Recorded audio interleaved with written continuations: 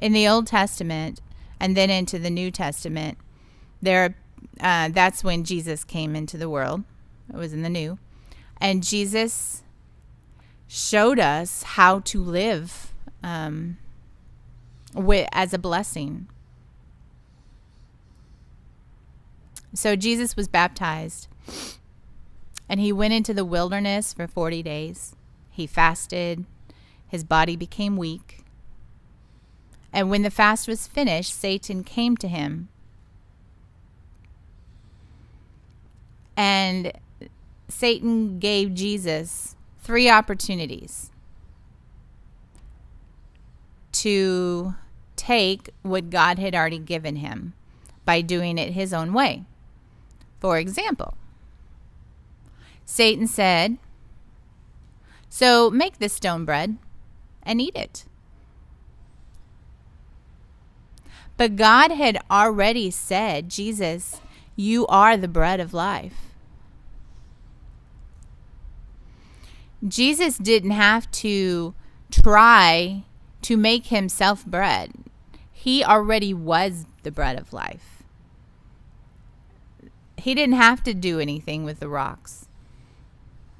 Satan said to Jesus, "Jump from this high place, and the angels will swoop down and save you." But Jesus already knew that he had fellowship with the angels, and that he didn't have to try on his own to convince them. Jesus, he could have. He already he ascends later. We already know that he could do these things. He didn't have to try to do it his own way. And Satan showed Jesus the land, the countryside, and he says, "Bow down to me, and you can rule this territory." But Jesus was already the King of Kings. He already rules the earth.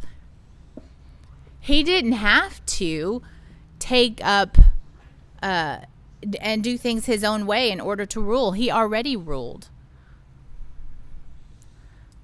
So Jesus came out of the wilderness, and what happened?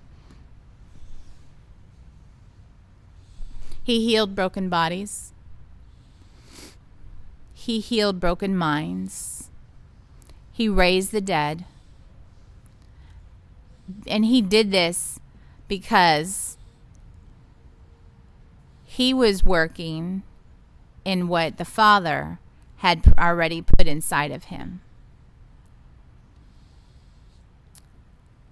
We overcome when we realize what has already been put inside of us through who we are in Christ.